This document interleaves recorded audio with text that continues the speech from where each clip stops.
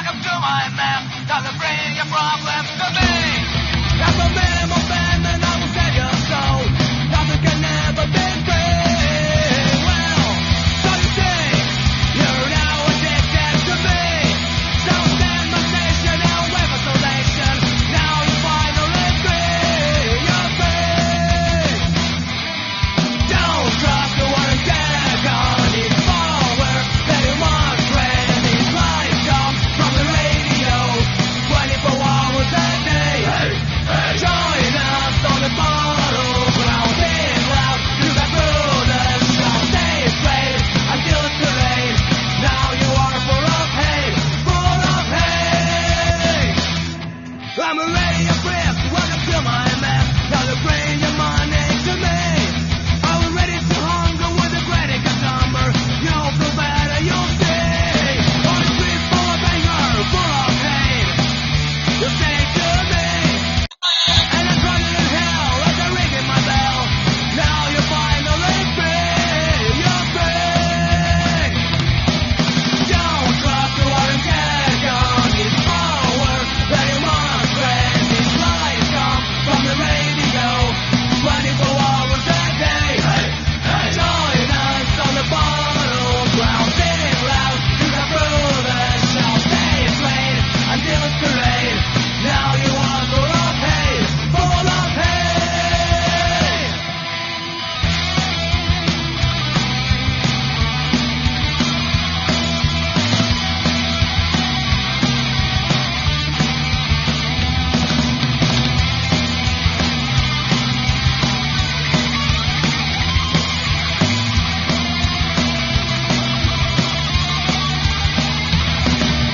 Don't trust the one who's dead on his power. That he wants when his life comes from the radio.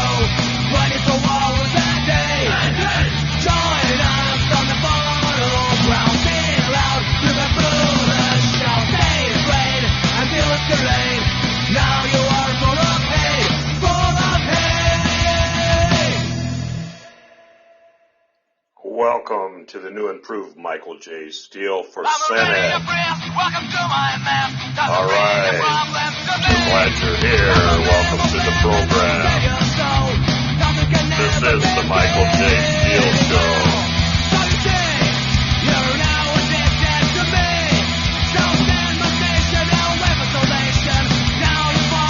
Thank you for coming into the program. Chewbacca has entered the live studio. We're here tonight. It is Monday, magnificent Monday. We're going to have some special guests tonight. Tonight we're going to talk about things that are on your mind as far as the political spectrum, what's going on in the world, current affairs. We encourage all our callers to call in. So Chewbacca, if you want to call in, I think some people out there, some of our Star Wars fans, speak your language, so you can call in. We do encourage our guests that do call in, no defamatory, harassing, obscene, or racist content. It is prohibited. You will be banned from the program. Please be respectful when participating in the live show. By using the call-in feature, understand that your voice may be recorded and published by me, Michael J. Steele, the United States Senate candidate in the great state of North Dakota. Thank you, Chewbacca. And I'm broadcasting live in downtown Fargo. So if you're ever in Fargo, I'd like to meet you. I'd like to see you, and come on down and say hi. I'm going to be having a New Year's signing to get on the ballot in North Dakota. January 1st is the day we can start getting our ballot signed to get me on the ballot. So I need your signatures because I'm running against the second richest senator in North Dakota, John Hoeven.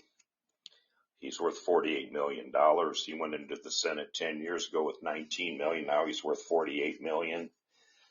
And we have 18,000 children in North Dakota that are in poverty.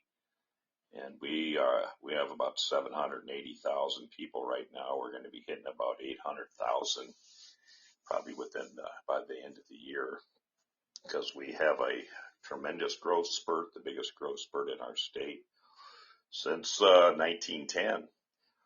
So if you're interested in a job, we have 22,000 job openings in Fargo, and then the whole state claims there's about 220,000 job openings. So that's something, and right now we are waiting for our other listeners to come in right now, and our other guests. I'm sorry, we have some guests coming in tonight, and I'm just waiting for them to enter the program. And if there's anything you'd like to talk about, anything that's on the news right now, we can catch some of our daily news headlines about politics. I'd like to stick with politics, because I am running for Senate. Cuomo is a big deal right now. Cuomo's in a fighting mood, I guess. Even his aides try to convince him to resign, but he still claims his innocence. If anybody wants to talk about Cuomo, that'd be great. Chewbacca was under the impression there were two of you that host the podcast. Oh, yeah, I did have a co-host, and I have no idea what happened to him. He faded out 2 nights ago, and that was it. No one can get a hold of him. It was another candidate for United States Senate, Kansas, Michael Sudart. And I don't know what happened to him. We can't get a hold of him. He was on the show, and then he just vanished. We can't get a hold of him by text, phone, or anything. So if anybody's heard from Michael Sudart, United States Senate candidate from Kansas, let us know how he's doing. And I guess we're going to break a leg, and the show must go on. We're going to do this without Michael, unless he decides to come in on the show tonight and participate. Maybe he switched parties. Yeah, that's a possibility. Someone said he might have switched parties. Well, he was a staunch Republican, I guess, and that he became a Democrat unless he went back to the Republican Party. That could be. I have no idea. So I think Michael from Missouri just entered the studio right now. So hey, welcome, Michael. If you are ready to call into the show, I'd love to hear from you. I guess right now there's the insurrection hearings are going on, and that's kind of something that's big in the news. If you'd like to talk about the insurrection on January 6th, there's a lot going on. Cuomo, what do you think of Cuomo? He's fighting for his innocence right now. He's the governor of New York, and that's, there's mixed emotions, mixed feelings. The country's pretty divided on that. And, I've even said that maybe Trump was behind it because he did run Trump out of New York, and Trump left to Florida. Right now, there are 250 different indictments in the New York courts against Trump and his family. And there was cancer money from a cancer charity that was stolen by Trump and his family that is a shame, that was stolen from a cancer charity. There was a disabled veterans charity where the money was stolen and put into the Trump campaign, so, and then the Trump University fiasco where Trump had to pay a $30 million fine also for that. So, I mean, there's some bad stuff there, and there's some stuff going on. Wait, you blame Trump for Cuomo's problems? Well, that's what Chewbacca said. Well, I'm just comparing, Trump, paid Stormy Daniels $138,000 to hush money, and I don't see Cuomo paying anybody hush money of any of these alleged people that are coming after him. And I've talked to a lot of females were calling me after the show, that the last few shows, and they said, why all of a sudden now? Are they all of a sudden ganging up on Cuomo after he ran Trump out of New York? Why didn't they come after Cuomo sooner? Why are they all doing it now? It's really kind of suspicious after Trump got ran out of New York and went to Florida. because Trump does have a vendetta against Cuomo, and everybody and their brother knows it. So, and Cuomo's fighting this, so I don't know. That just might be the most ridiculous thing I've ever heard. Well, why do you say that, Chewbacca? I'm reading Chewbacca's text right now. Why do you say that? Might be, Trump was working with the Russian mafia for 35 years. He was getting money to back his casinos when they were going bankrupt. The IRS said Donald Trump lost $1 billion, more money than any other person. I mean, you can go to their IRS website. He lost $1 billion, more than any other person in United States history. And the Russian banks were bailing his casinos out for 35 years. The head of the KGB said that he was an asset for the Russian government. And I think as far as vendettas are concerned, I think Cuomo doesn't even crack the top 10. Well, whatever. I mean, that's your opinion. I mean, sure, whatever you think. The governor has executive privilege, Chewbacca. Hey, Kava's here. Hey, welcome, Kava. I don't know, Chewbacca thinks as far as vendettas are concerned, I think Cuomo doesn't even crack the top 10. Well, I don't know where you're coming with that, but if you know about the history of New York, maybe you should watch The Godfather, I don't know. Maybe you need to learn a little bit more of who runs New York. The family runs New York. So good, honest American, Italian Americans run run New York. And Cuomo's a good, honest Italian American businessman, and Trump's not. And Trump's got a vendetta against Cuomo, and there was a lot of stuff going on when Trump was there. So I think there could be a vendetta, but that's just my opinion. So, hey, Kava, if you'd like to call in, that would be great.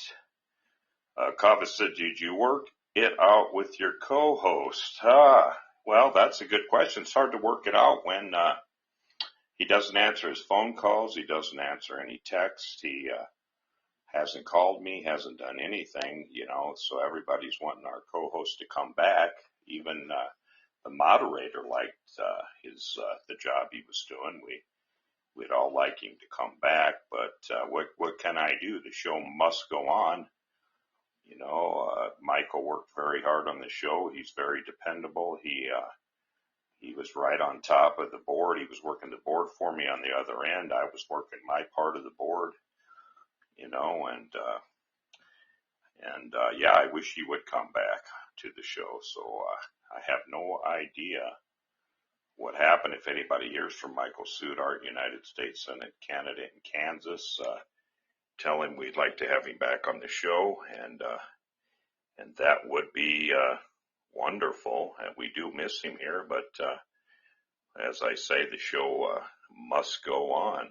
So that's kind of what we're going to do today, and that's what we're doing.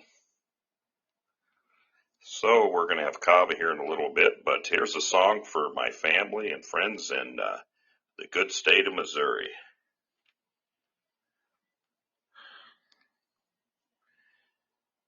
Oh, are you ready for it, guys? Here we go. Hold on to your seatbelt. It's a doozy. Here we go.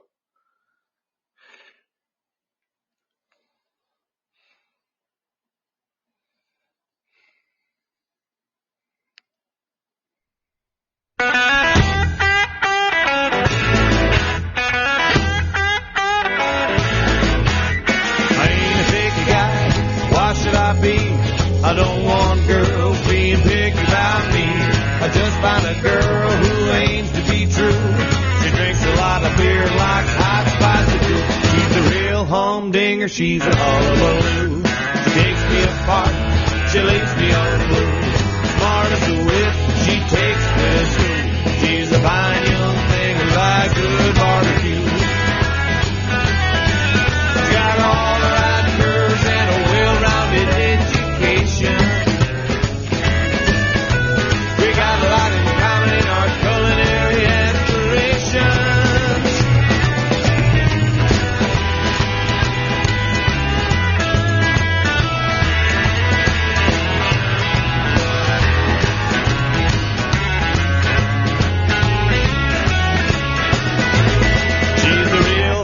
humdinger, she's a hullabaloo. She takes me apart and she leaves me unglued. Smart as a whip, she takes me to school. She's a fine young thing who likes good barbecue. She's a real slick chick, we fit just right. We like to spoon the 6 on Saturday night. A pork loin sandwich big enough for 2. I kiss her goodnight, I taste good barbecue. She's a real humdinger, she's a hullabaloo. She takes me apart and she leaves me unglued. Smart as a whip, she takes me to school. She's a fine young thing who likes good barbecue. She's a fine young thing who likes good barbecue. She's a fine young thing who likes good barbecue.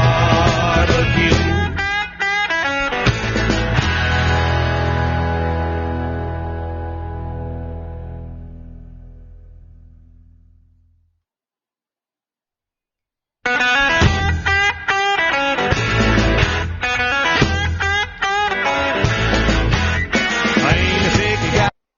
All right. How you doing, Kava? I'm good. How are Pretty good. you? Could you hear the music on your end? I don't know. I'm working. Yeah, I can hear it Okay, I'm perfectly. working 2 boards here tonight, so my co-host used to do some stuff. Now I'm trying to do his job plus my job, so, and I'm glad you could hear it. That's good. So, how you doing? Doing good. What's on your mind?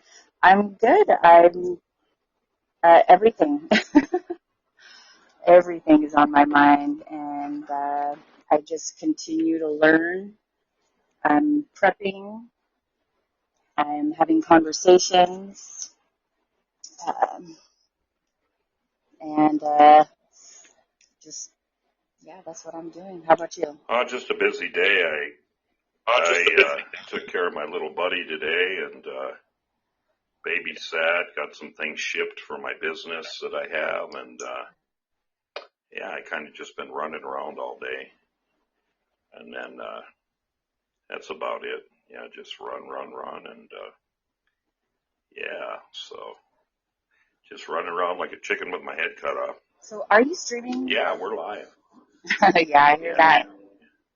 I know. Are you streaming on other platforms as yeah, well? we're on like Facebook, LinkedIn, and Twitter, and whatever else anybody else shares on. Yeah, so plus we're on Okay. Podbean and a few other ones that get shared. So yeah, we're bouncing all over. Like Spotify? Probably Spotify. Yeah, we're on a bunch of stuff. So yeah. I guess right now I see here go So ahead. what? Yeah, go ahead. No, you go. I was just going to say COVID vaccines to be required for your military under new U.S. plan.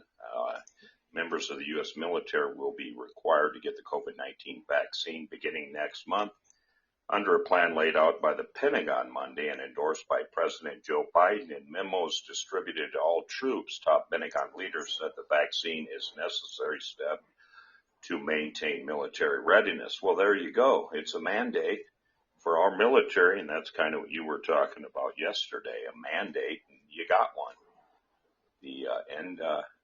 And also, as by October 18th, all federal government employees will be required to be fully vaccinated. Okay. Well, there you go. There's your mandate you were talking about. So yeah, it's happening. Yeah, the mandate that I was fearing. Why are you fearing it? I guess I'm curious to know why are you fearing it? Because that means people will be forced to either get the vaccine or lose their livelihood. Yeah, I know there is in the Constitution, Article 1, Section 8, I believe, the necessary and proper clause that we have in our Constitution that basically the Congress and the government can do whatever they deem necessary and proper to maintain the government. So if they think the government is under threat, the government itself can do whatever it deems necessary and proper to keep the government going. So if you guys want to look that up or just Google it or whatever, look at the necessary and proper clause. So that gives them a lot of power.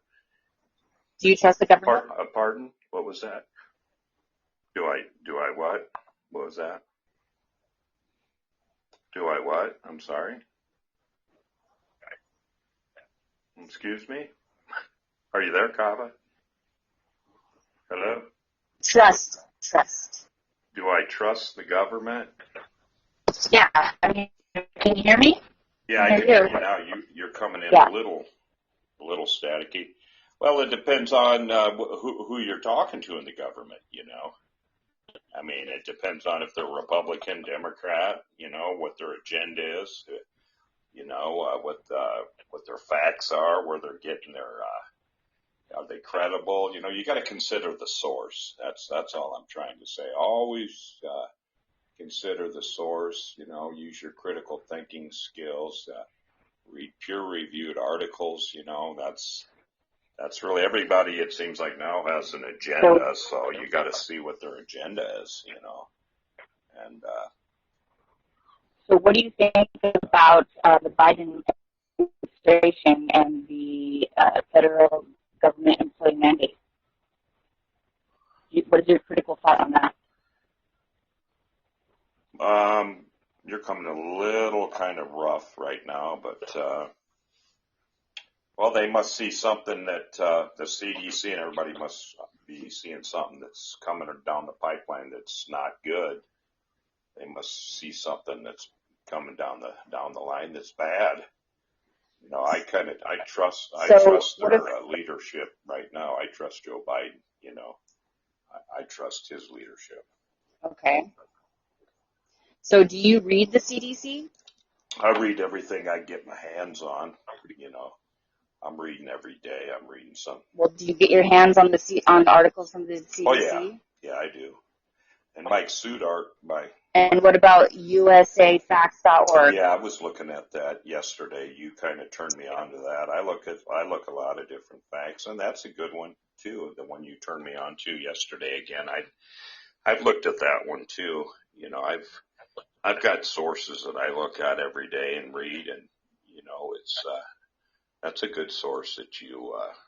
What sources? What sources? Oh, there's so many. Yeah. There's. Well, can you give me the top 3? Well, I can give you the best one that I know of is Congressional Quarterly. If you can afford it, I'm a VIP at my old college. I'm an alum. 3 for the people. Like what can the people go look at now? For the people, well, Congressional Quarterly is probably one of the top ones you can get. You know, NPR. They have one that you don't have to pay for. NPR is good. You know, public broadcasting. NPR, really? NPR is really good because they're pretty much non-biased. Okay. Public broadcasting. I listen to NPR, and they are very biased, actually. Very biased. Why do you say that? I don't know. Why do you say that? Do you think they have an agenda? You know, see, public radio? I think this is the problem. This is the problem. Okay. I don't know about what their agenda is, but I know that they're biased. So there are a lot of media outlets, news outlets, sources that are so different, so like one-sided and completely opposite from each other. And so when you do the research on your own and you look at things like usafacts.org and the cdc.org, if you really do the research and really understand what it's saying, you will come to see that one side is less credible than the other. And the narrative that outlets like NPR is pushing are less credible to me, anyways, and to a lot of other people who actually do their own research. And so that's why I get confused as to why people who say that they do their research, and so I not only look at outlets that talk about one narrative, I look at both sides. I watch everything. I read everything. And I've come to see that there's a great imbalance. What do you think of the British broadcasting? You probably don't like that either, than the BBC. I like the BBC, actually. You probably don't like that either. Why would you say that? Well, I like them. I mean, but you're just asking me stuff for the general public to like, you know. And what do you think of PBS? Or not to like, but to look Well, into. you know, It's not about liking. not everybody can afford Congressional Quarterly. I go into the newspaper at my college, and I can read that for free because my college gets it. But if you're not an alumni, So what was the latest article? What was the latest article you got off of that site that you read? oh, that was just about, you know. Can you share?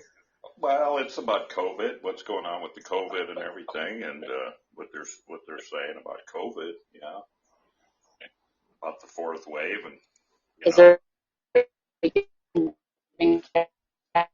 you're kind of cutting out on my end. maybe Kind of give losing. us a little insight or a little sneak peek? Well, you got to, you know, that Congressional Quarterly right now is like $4,800 a month to subscribe to. But like I say, I get it for free. I go there, but that's pretty much what the congressmen and everybody are reading up in Washington. It's peer reviewed. It's pretty good stuff. You know, it's pretty unbiased.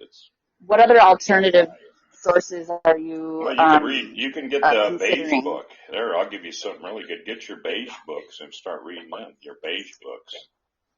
It's called the Beige. What's a beige book? That's what a lot of your stock market people read. There's your Beige book, your blue books, your Beige books. You can read those. That'll tell you. But what's in the beige book about COVID? Well, the Beige book's telling you basically what's how good your electricity's doing, how your railroads are moving, your unemployment. You know, that's real numbers, real time. That's going to your government. You know, and that's going to your stock market. You know, your Beige book. Just kind of. That's something that you probably are never going to hear about, but I would look it up. Just check into your Beige book. And there's a book that we don't get. We will never get. There's a book that there's books that we don't get that only the government will get. Okay, what can a normal, average human being look up online to get all the information about current events and correct information that's not misconstrued or twisted? Well, there's, you know, you can get the CIA World Fact Book is always free, and that's a good one. CIA World Fact Book, you know, that's something that I would recommend. That's always good. Is that on the internet? That's free, and CIA World Fact Book is pretty awesome. And that's free. That's a free service provided by the government, you know. That's always good. And so the Beige book is a federal entity, of the federal entity. Well, there's different ones. There's like a red book, blue book, green book. You know, stock market people look at it. Government looks at it. The senators, your congressmen look at it, and it's just going to tell you real-time numbers of, you know, how that real unemployment numbers are real time. It's going to tell you like electric company, how they're doing, real numbers of coal production. I mean, it's, you know, it's stuff that's reported. What about demographics? That's probably in there. Yeah. There's stuff like that in there. In the Beige book? Yeah. You got to get the Beige book though. But there's one of them we can't get. I don't know if it's the red book or the green book. Only the government gets to see those, but that's something if you want to get some real good numbers, you know, check them books out that I'm telling you that. Okay.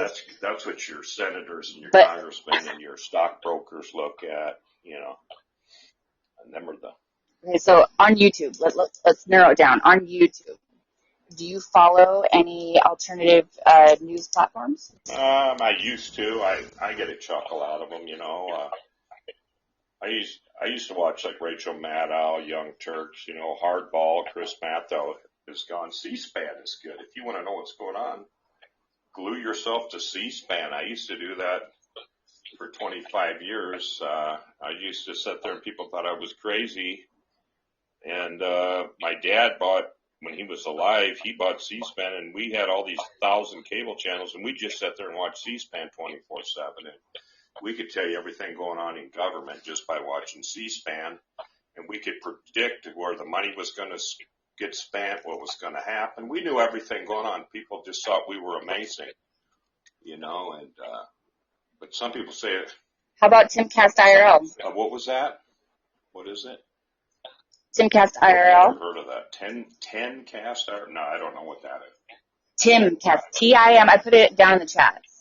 I've never heard of it. I could check it out, I guess. There's so much information out there. I could check it out, Something I suggest you definitely look into, because it's better to consider all the sides, because because there's two kinds of people in the world right now, and they're each on opposite sides of the narrative. Right. So I think it's important that we all look at both sides and then decide for yourself. That's where critical thinking comes in. Right. There's also Florida Marquee, and they're both on YouTube. Sure. Okay, yeah, Florida Marquee. I'll check that out. There's someone just LLIJ just entered the show tonight. How you doing, LLIJ? Are you there? I just let somebody in, but I don't see him. Maybe they can try again here to come on the show again. I just let them in unless they drop their line here. Yeah. May I share something with you? Yeah. So I was on usafacts.org, kind of just poking around, and I came across a couple paragraphs that really stood out to me, and I think it's very blunt and straightforward, but I think that it could possibly be misconstrued or misinterpreted, and I'd like to see what you think about it. Sure. Ready? Okay, this is on usafacts.org. So we rely on daily government reports. Numbers reported each day fluctuate, and some days will have lower reported numbers than the previous day. We've refined our process since beginning this project and revise older reported numbers to ensure that data does not show decreasing cases. The logic behind this is that the number of confirmed cases cannot decrease in a given geography. Okay. And can I repeat something real quick? So we've refined our processes since beginning this project and revised older reported numbers of COVID cases and deaths to ensure that data doesn't show decreasing cases. Okay. The logic behind this is that the number of confirmed cases cannot decrease in a given geography. It doesn't explain any more than that. And so, go ahead. So they just revise their numbers. I see. Okay, sure. I mean, I've heard different things on the numbers too. You hear things like flu. The flu is down because everything as far as the flu is now considered COVID. They're just putting everything down. It's COVID, it's COVID, it's COVID. No matter what it is, everything is COVID. Do you think that's deceitful? Yeah, I do. Yeah, sure. Yeah. So when an organization in leadership lies to you or deceives you, do you trust this was happening. I'm not going to blame Biden's administration. This was happening with the Trump administration, okay? This was happening with that administration. Well, they're all the same. They're all the same. Jill. They're all on the same side. They're all part of the same team. I want to just say hi to Jill, who did log in. It looks like Jill Biden. Hi, First Lady Jill Biden, if that's you. I want to welcome you to the program tonight. I'm Michael J. Steele. I'm running for United States Senate in the great state of North Dakota. Welcome to the show. If you'd like to talk or say hi, that'd be great. I think your husband is doing a terrific job, and thank you for bringing those families back together on the border and taking those children out of the dog cages that Donald Trump had them in and on the border. And I know your husband created 989,000 jobs last year, and I know he's got to clean up a big mess that's happened for the last 4 years. Jason was on the show here, and I have no idea where he went, but It looks like I'm just, I lost a caller, but maybe he'll come back. But if you'd like to call in again, Jill, that'd be great. I'm speaking to Kava, who's from the West Coast, and she's got some real good questions here about government and do we trust government and don't we? Well, you just got to consider the source, and you can't just consider one website or one web page. You got to consider multiple. There's papers that I did in college where I had 50 sources, and sometimes you have 25 sources. Hey, Jason, how you doing? How you doing, Jason? What's going on? I'm doing good. How you doing? Jill Biden was on the show here, or is listening on the show. The First Lady of the United States. Isn't that phenomenal? She was. Hello. Hi, is this Jill? I'm doing good, Michael. How you doing? I'm doing pretty good. This is Jason in Lee Summit, Missouri. How you doing? Okay, Kava, how you doing? I'm sorry, I muted myself. I'm doing good, Jason. Got a lot of action tonight on the phones, a lot of callers. Kava's here. Jill Biden, the First Lady of the United States, is listening to the program tonight. I just told her that her husband's doing a great job with the country, and thank you very much, Jill, for coming on the show. And you are a terrific First Lady, a teacher, a doctor, and thank you for all the wonderful things you're doing right now to help our children and everybody out there. You are just doing a wonderful job, and let Joe know we're with him, and I'm with him here in North Dakota, and I got to meet him when he was in Fargo, and he endorsed my campaign, and that was awesome. He's one of the winds beneath my wings that got me to run, actually, and said I can do it. Joe's cool. He said, "You can do it." And I go, "Well, thank you, Joe, and I'll go for it." When the Vice President of the United States says you got a chance and you could run for United States Senate, I think it's time you better go for it, So Jill, I'd like to hear from you if you'd like to call back in. I know you were on the call lines, but I don't know. I didn't even know it was you, but now I do know it's you, so it'd be great to hear from you. And Kava, are you still there? Yes, I'm still here. Yeah. So, yeah, I Can you can hear hear me? you fine. Yeah. So, anything else any topics you'd like to cover? Or, 'cause we were getting into, you get into some pretty good stuff there. Well, we were in the middle of a topic. Yeah, sure. If you'd like to continue. I think that trusting the government should be discussed. Sure. Yeah. And I think that,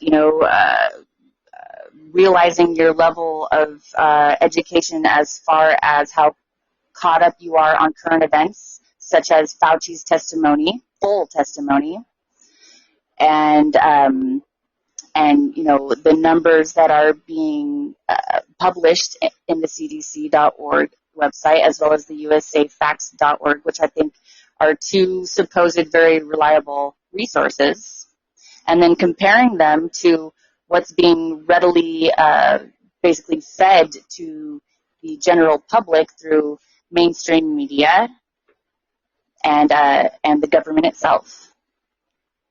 And based on what I have learned, the government is not to be trusted. Well, why do you think that? I guess give me 3 reasons why. Nothing's perfect. Nobody's perfect. And you got to remember these are human beings, just like me or you. They get up in the morning, they put their pants on one leg at a time, just like everybody else. They're trying to do the best they can. They got kids to raise, families, and I was paralyzed basically when I heard about this COVID in the beginning. I know my co-host Mike Sudard, he hasn't left his house since March of last year. He has his food delivered in, everything. And he's running for Senate of Kansas. He's running his campaign from his bedroom right now.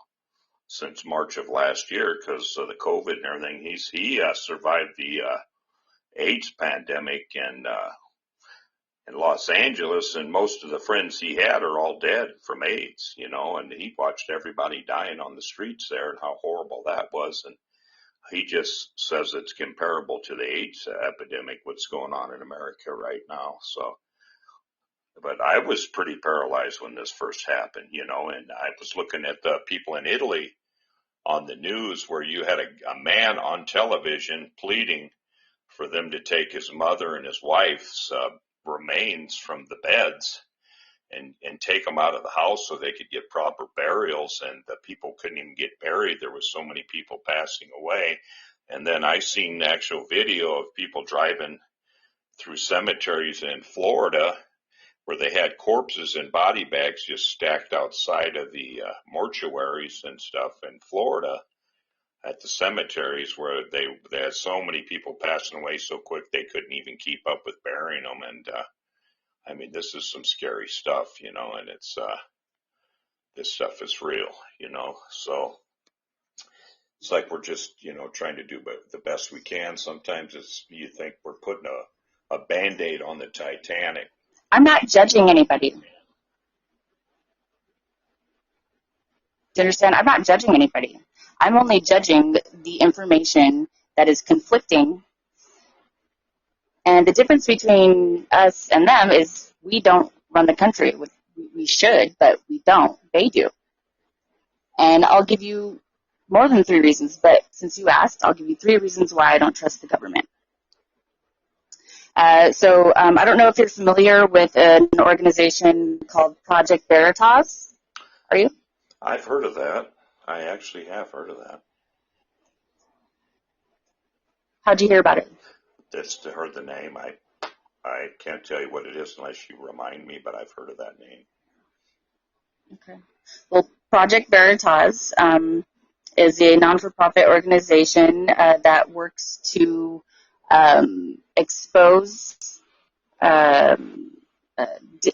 deceit in mainstream media, and they have had several court cases, which they have won all of them, and one of them was between them and CNN. They do sting operations, like undercover operations, where they have somebody go in and, I guess, befriend certain people.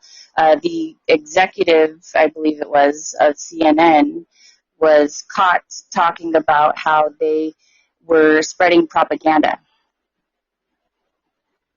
Did you hear about that? Well, I heard Rupert Murdoch say that his show isn't a news channel, it's entertainment, so if that tells you anything. Well, of course he says that because it doesn't go along with the narrative. But if you were to look in it for yourself and actually see what they do, you would think otherwise. Well, yeah, but... Also, no, yeah, but go ahead and look at it, and then we can debate. People that have had heart attacks watching the news. I watched old people get stressed out and everything. The media has a lot of power over people. Well, I blame that on conglomerates. I blame that on Monsanto. I blame that on, the high fructose corn syrup, or the cigarettes or the alcohol, and then also all the stress and lies from the mainstream media and our supposed leadership. Yeah, I can see why they would have a heart attack. Absolutely. But moving on. So another reason why I don't trust the government is the narrative is changing. Even in the middle of this push for this experimental vaccine that has not gone through proper testing, is killing people, and the fact that mainstream media is not covering those stories says a lot. Also, in Alberta, Canada, the Supreme Court has ruled in favor of somebody who was fighting some kind of fine against like masking or something, and they won the court case because Alberta Supreme Court could not prove that COVID-19, the virus, even exists. Geez, that's interesting. So, yeah, what do? I guess we're just all sheeple. then, right? We're just the sheeple. No, we look into it. Start actually doing your research. I know that's a trigger term. It's a trigger term. It's like fighting words nowadays, but don't look at it that way. Actually, it's right there for you to look at. It's right there. Stop believing everything that you hear in mainstream media. Some of it might be true, yes, but all false prophets will tell you truth just to push their own agenda. Okay? I urge everybody to look at it on their own, and don't be afraid to change your mind. Don't be afraid of the truth. Because I can tell you right now, what they're pushing right now, the narrative that they're pushing is not the truth. Oh, a lot of people are just busy raising their kids, going to work, working, and they don't have time to read or watch. But don't reject. Some people don't even watch TV. They don't even pick up the newspaper. Yeah, that's because they're busy watching this fake news or on Twitter or Facebook or doing whatever that is non-essential to actual life. People need to get their heads out of their behinds and start owning up to their responsibilities and being actual adults and human beings of Earth. Well, thank you for calling in. I appreciate it. And, there's a lot of things that we can do to educate ourselves. I believe in education, and I've been through a lot myself. I don't even want to go in and tell you what I've been through. And I just, from personal experiences, there's a lot we can learn from each other, and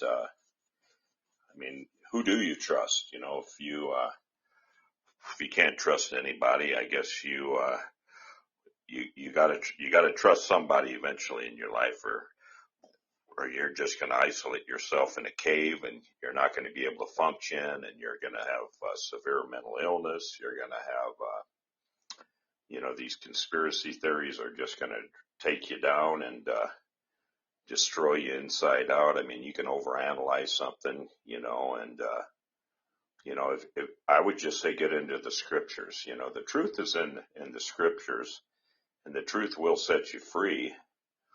And I understand sometimes, you're saying we've been fed a big lie. Well, they're like I said before in the beginning of our conversation, there's a lot of agendas out there. People have an agenda. There's target marketing. People are trying to sell you something.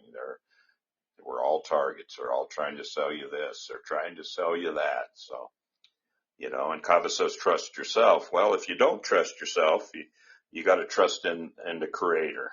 Our Heavenly Creator, our Heavenly Father, whatever religion you follow, believe in your higher power.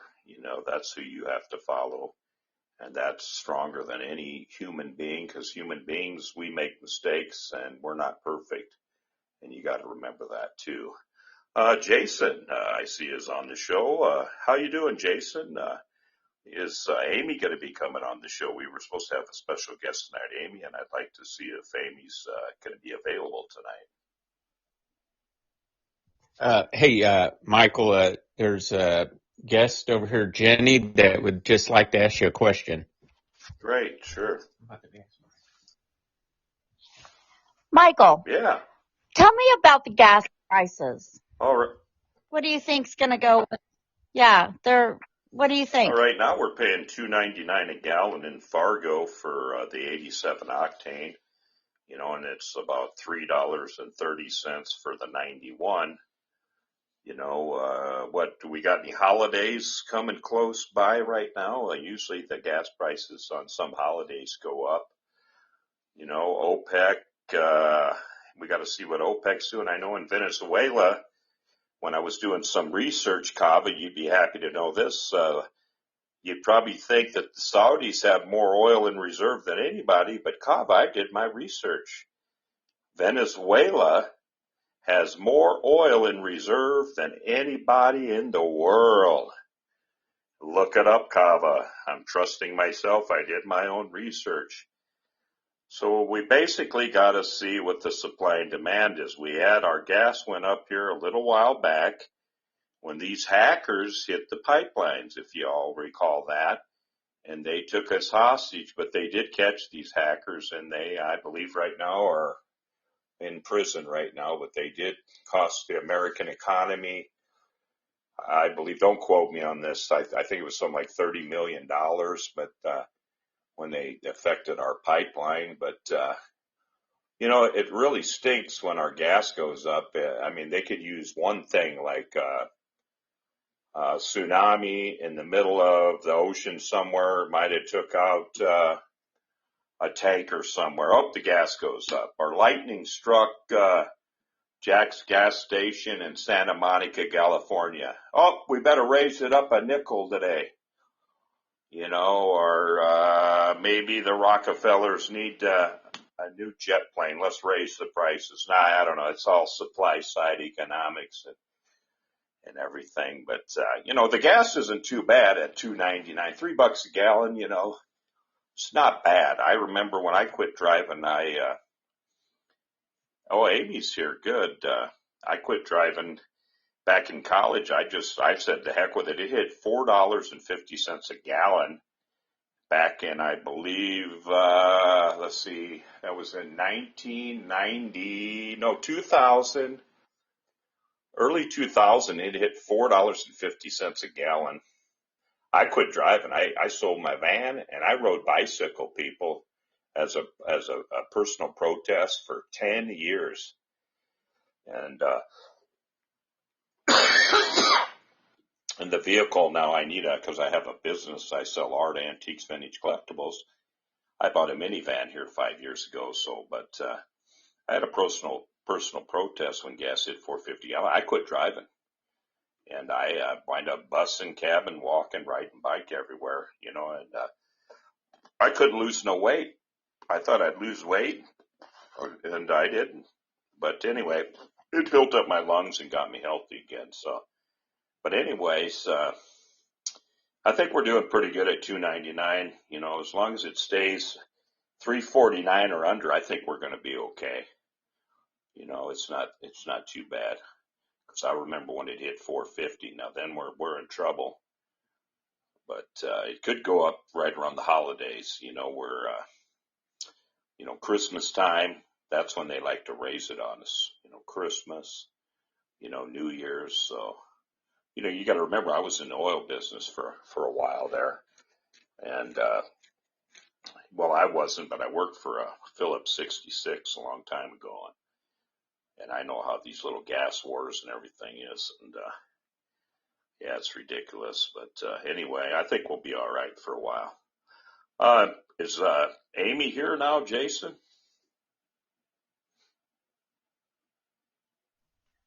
Yeah, she's on here. She just needs to hit one of the gray circles. Sure. Tell her whenever she's ready to come on air. I'd like to talk to her. It'd be good to hear from her whenever she's ready.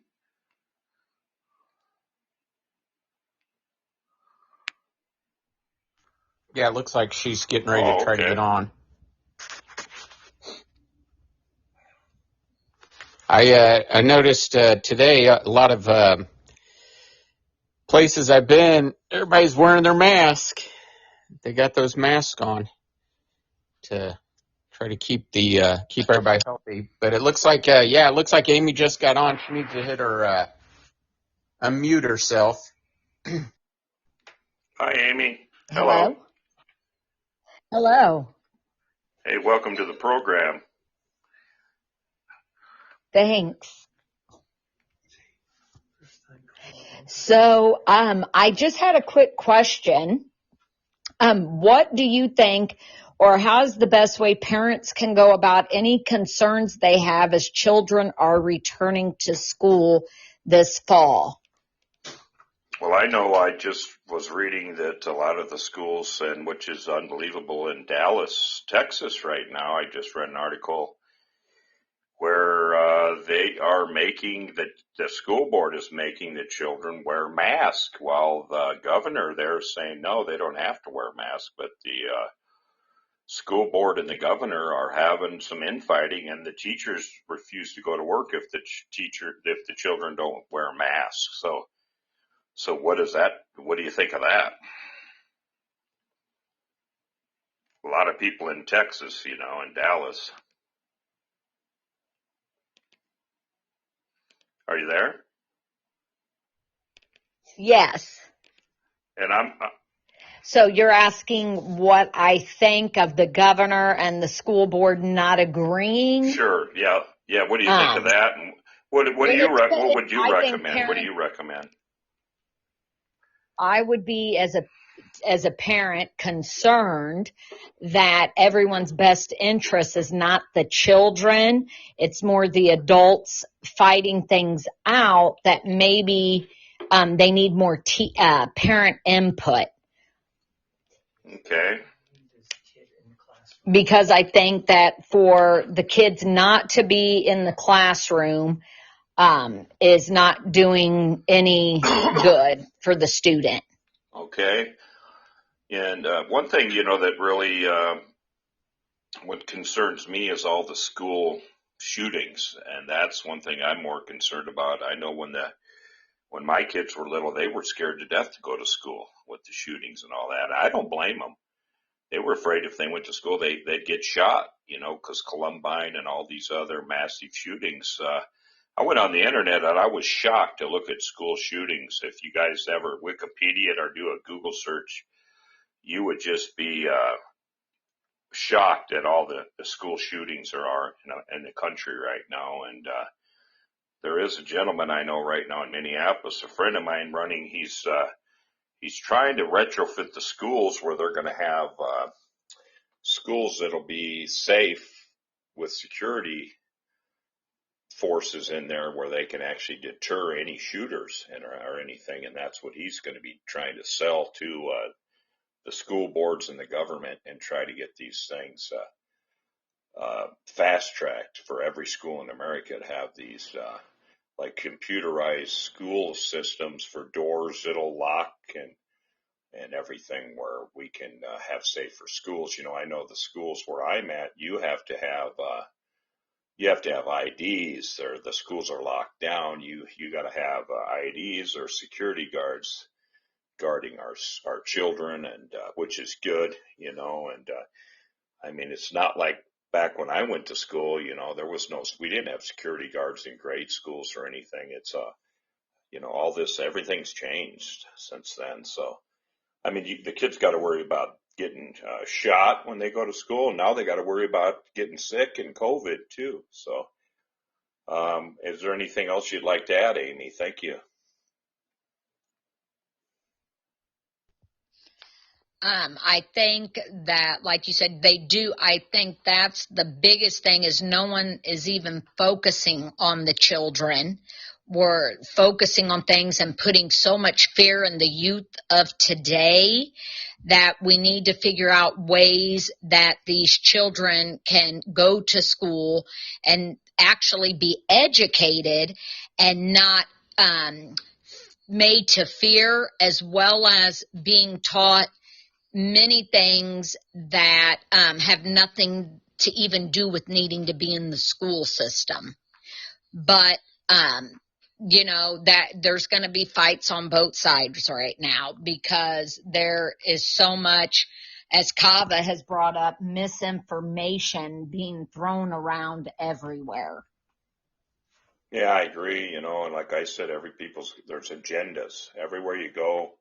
Someone's trying to sell you something. Someone's trying to get their agenda there, and that's the sad part, And I agree with you. Children shouldn't have to go to school in fear going to school, and that's the sad part. We didn't fear going to school. The only time kids when I was a kid, they'd fear going to school maybe if a bully was going to beat them up or something, and then eventually they got the courage to beat the bully up or whatever, to fight him back, or maybe a bunch of kids would stop the bully. You'd have one bully messing with the kids, but now these kids were worried. They're scared to death to go to school and I don't blame them. And I know a lot of people that are homeschooling their children now because the parents are afraid for their children's lives when they go to school, but then there's people, and I think too, that's, when kids are stuck at home all day as latchkey kids, that's not good on their social development either. So when they get out and socialize with people on the job or in college, they're not going to know how to do it. They're going to be denied the prom, the school dances, sock hops, sporting events, and That's hard too when they're homeschooled. So, what do you think of that?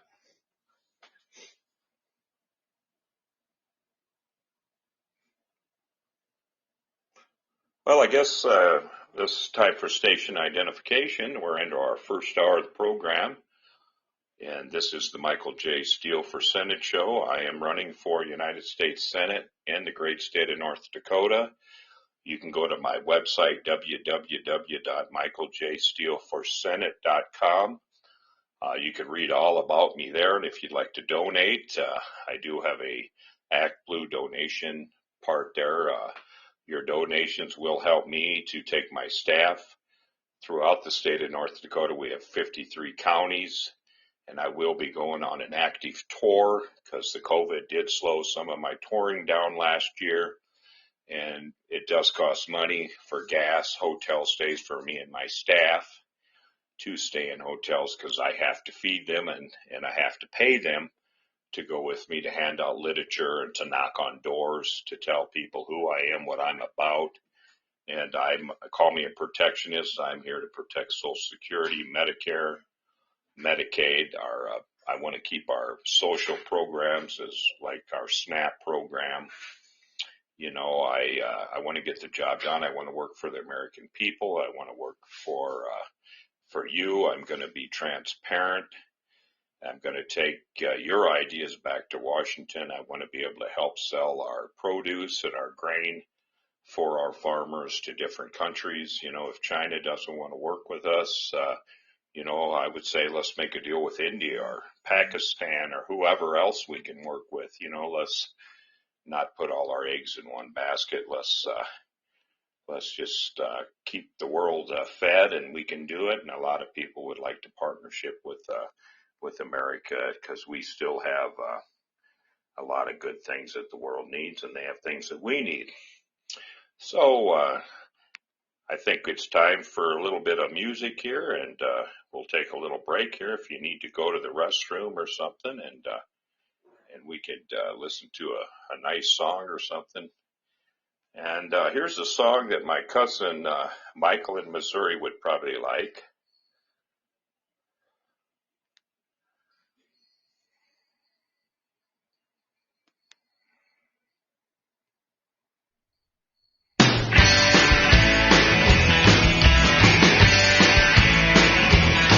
I'm gonna get up off my butt and give me a job.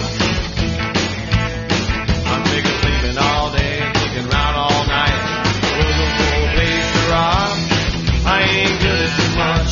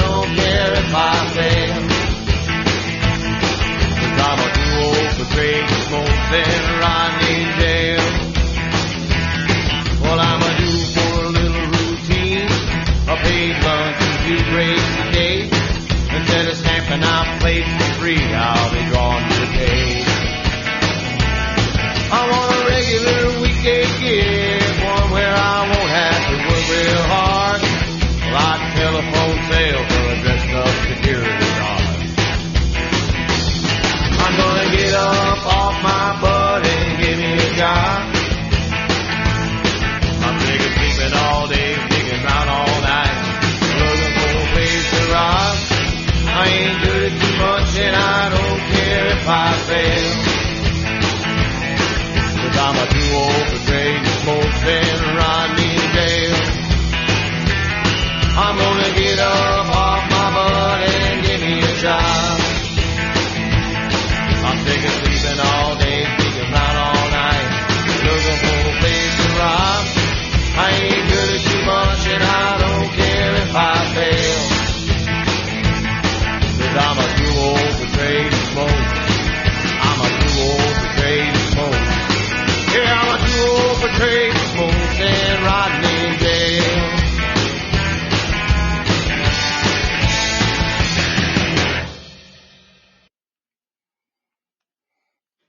All right, this is Michael J. Steele Show. Thank you for listening.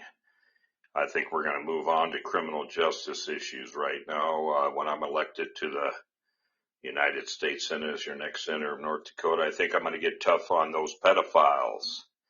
If you want to talk about pedophiles, you give me a call. I think our government's been real easy on them. You know, the pedophiles out there are, their recidivism rate is about 95%, the highest of any other criminals out there. And I know that our government's been real soft on them. And once I'm elected, I think we're going to have longer sentencing and stricter sentencing. So those pedophiles better watch out, because I'll be passing some bills up in the Senate to protect our children. And we're really going to go after the pedophiles, unlike these other senators. You know, I'd like to have Corey Haim on the show if you're listening. You know, he went through a lot of stuff up there in California, you know, with some big Hollywood executives and that. And he'd be a good guest on the show. Maybe we get Corey Haim on the show. And there's a lot of things that these children are experiencing now with the pedophile priests too. And that's another thing, that these pedophile priests are coming out of the woodwork. And that's another thing that that the Catholic Church has finally been paying, but it's gone on for too long, and we're going to be getting tougher on pedophiles. So if you're a pedophile out there, and I get elected Senate, you're going to be doing a lot more time, and just remember that we're going to be putting you away, and we're going to be monitoring you when you get out, and we're going to hire people to watch you. We're going to be hiring people to pay attention to who you are. Jason, you got any questions? You or Amy or anybody? David, anybody out there? I see that we got some. Yeah, I got a question. Can your job force you to get a vaccine shot? You got to read your contract, I guess. If you're under a contract, you got to read what your contract says. I think it's all in the contract you signed. You know, I know some jobs, I believe they probably could. You know, it just depends on what the contract was. But I mean, you could always quit. You know. But I know a lot of the nurses here in North Dakota I've talked to had to get the shots or they were going to lose their job. But it depends on the hospital they worked at. Some of the hospitals didn't mandate it, and some did, which is kind of wild right here in Fargo. If you worked for Hospital A, it wasn't mandated. If you worked for Hospital B, they mandated it, or you lost your job. So it just depends on, I guess, where you work and whatever the company policy is.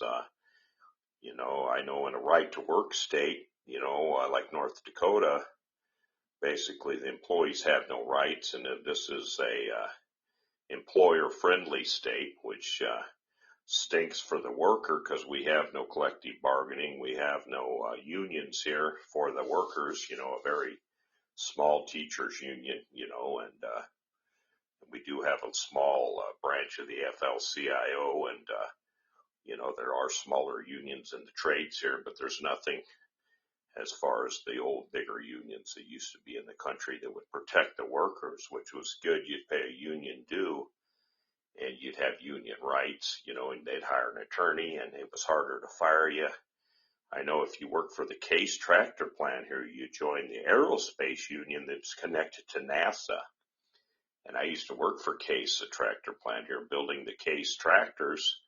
And that's the same union that the NASA people have, which is pretty cool. So, I mean, if you work there a year, you get on the benefits, you join the union, very hard to lose your job.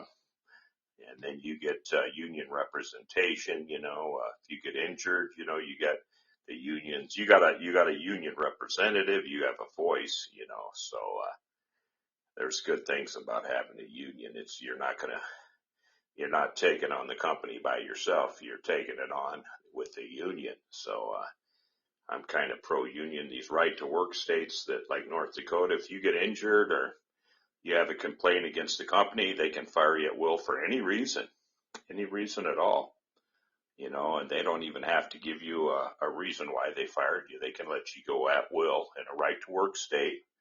And I always call it as a right to go. If you're an employee, it's a right to go screw yourself state. So, which is sad. So we got to get more workers' rights in North Dakota, and these workers sounds real good though. Right to work state. Yeah, it's your right to go to work and get screwed over by the employer, because the employer has all the legal rights over you, and you as an employee have no rights. But we got to make it where when I'm the next senator of North Dakota, I'm going to make sure that our employees have sure and certain relief if they get injured on the job.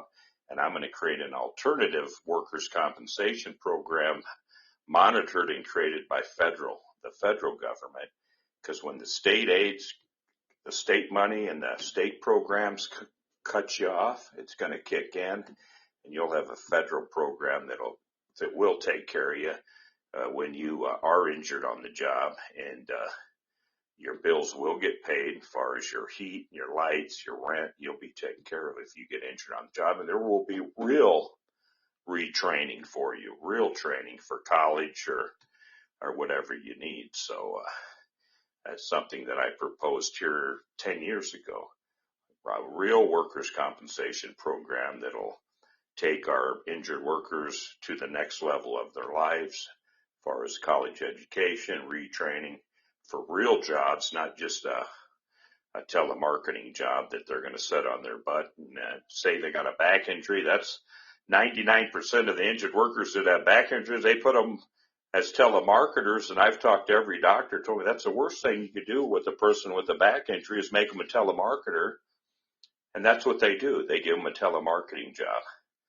And that's the worst thing you can do is have a back injury and be sitting in a chair all day with a bad back, in one spot 8 hours, 10 hours a day, or even 4 hours, So we're going to make sure we get some retraining, some real jobs, and help these families out to where they're taken care of, instead of throwing these injured workers away like they're an empty Bic lighter or something, or a Zippo lighter. They run out of fuel, throw them away, and then when the company store's done with them, just get rid of them. Nah. These people, they work honest, they work hard, they work their whole lives to take care of people and their families. They deserve a lot more than what they're getting. So we'll take care of them and fill the gap until their Social Security kicks in, and we'll help them out. And if they're denied their disability and they're denied their workers' comp in between, we're going to create a program to fill the gap for them. And that's something that I've been really proposing for a long time. So that's going to happen when I get up in Washington. I'm going to have the workers' backs, and it's going to be a reality. I'll be there for you injured workers out there, for workers' rights. Jason, anything else you'd like to talk about? Yeah, it might be kind of a stupid question, but I always wondered about it. People always asked at work. We overheard, one day, the government talked about going to 4 days of work, 3 days off. How we got Saturday, Sunday mostly. Most people have off. They work Monday through Friday. How would the government do something like that? I mean, with businesses, can they just walk in there and, can they just change the law like that? Or does it have to be, businesses don't have to abide by it, or what? Can they go to, a 4-day work week and make that like the federal law or whatever? Well, they've done that before, companies do that on their own all the time. I work for companies where, when it's busy, we might do a 60-hour work week, then we cut her down to 30. When it's slow, sometimes we work 4 on, 3 off. I've done that in jobs I've had. Some union contracting jobs do the same thing. The government has changed the work weeks. Yeah, they've shortened them before in history.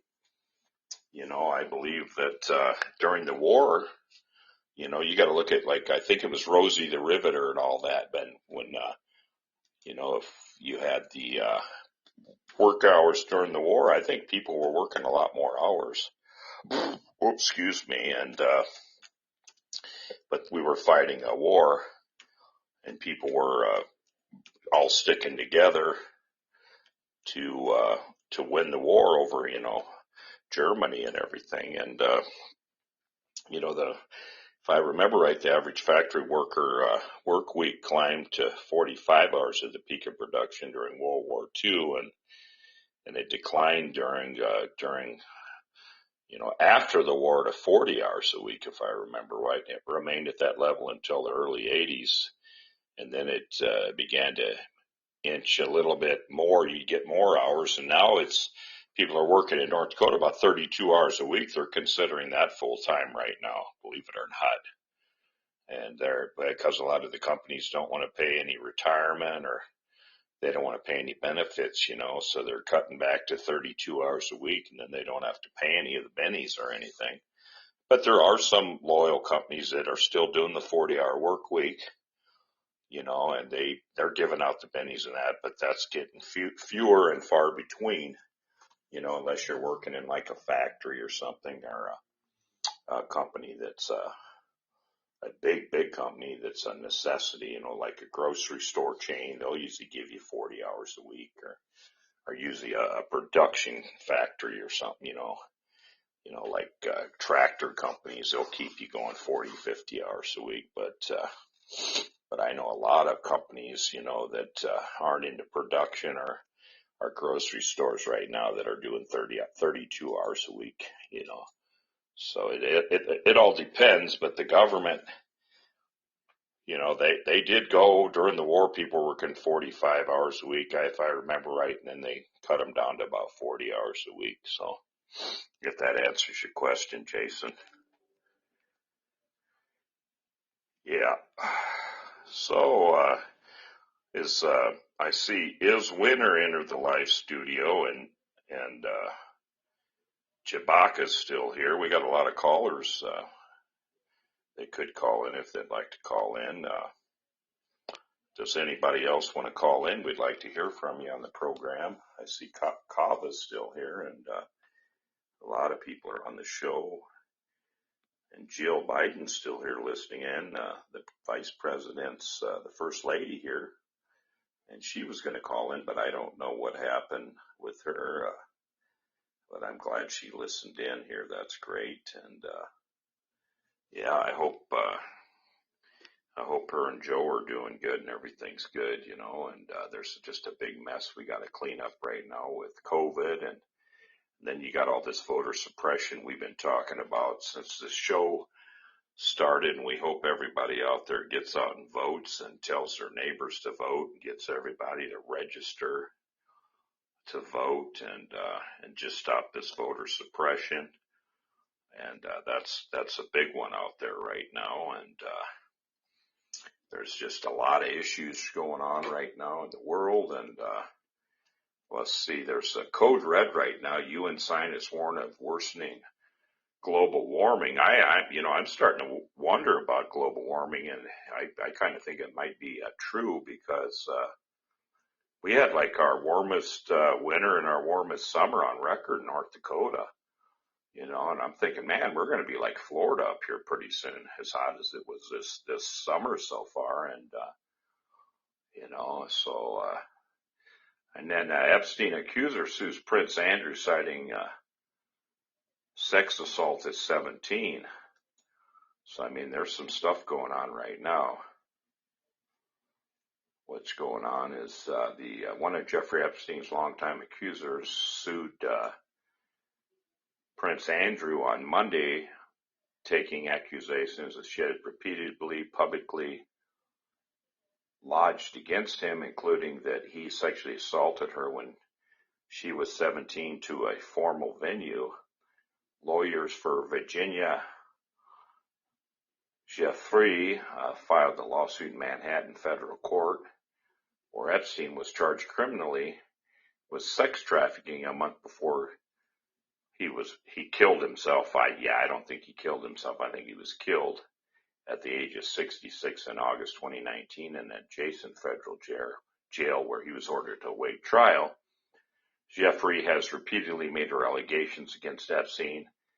His one-time girlfriend, Ghislaine Maxwell, and Andrew, but the lawsuit was the first time she has directly confronted Andrew in such a formal setting. It steps up public relations pressure on the prince, even if he remains beyond the reach of the courts. In a statement, Jeffrey said she was holding Prince Andrew accountable for what he did to me.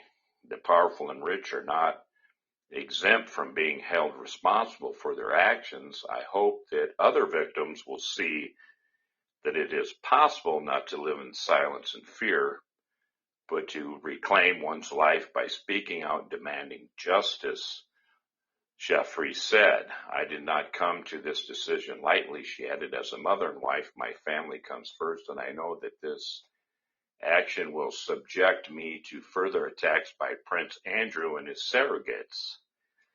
But I know if I did not pursue this action, I would be letting them and victims everywhere down. In late 2019, Prince Andrew told BBC Newsnight that he never had sex with Jeffrey, saying it didn't happen. He said he had no recollection of ever meeting her, and told an interviewer there are a number of things that are wrong about Jeffrey's account, which alleges the encounter occurred in 2001. I can absolutely categorically tell you it never happened, Andrew said. The interview was widely panned by critics who said Andrew seemed intensive to Epstein's victims, Andrew seemed insensitive to Epstein's victims. Afterwards, the prince quit royal duties. Jeffrey has long said Maxwell recruited her at age 17 to be sexually abused by Epstein and Maxwell from 1999 to 2002, according to the lawsuit, which sought unspecified compensatory and punitive damages. The prince abused Jeffrey on multiple occasions when she was under the age of 18. During each alleged act, Jeffrey was given express or implied threats by Epstein, Maxwell, and Andrew to engage in sexual acts with the prince, the lawsuit said. It said that she feared death or physical injury to herself or another, and other repercussions for disobeying the trio because of their powerful connections, wealth, and authority, the lawsuit said. It said that on one occasion, the prince sexually abused her in Maxwell's London home when Epstein, Maxwell, and Prince Andrew forced her to have sexual intercourse with the prince against her will.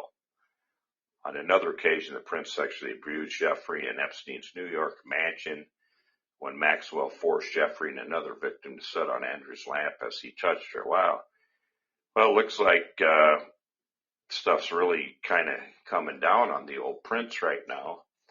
And Epstein, who I think was murdered because he had a little bit of evidence on Trump, because Trump was his good friend that used to visit Epstein's pedophile island with Prince Andrew, and I think maybe Trump took Epstein out, and this Ghislaine or whatever, Ghislaine Maxwell, his partner in crime, Epstein's partner in crime, was really going to spill some beans, and then all of a sudden she quit talking after Epstein was found murdered in his cell. And the suspicious things are the tapes disappeared, and the guards that were there both fell asleep, and his cellmate was moved the night of his death into another room.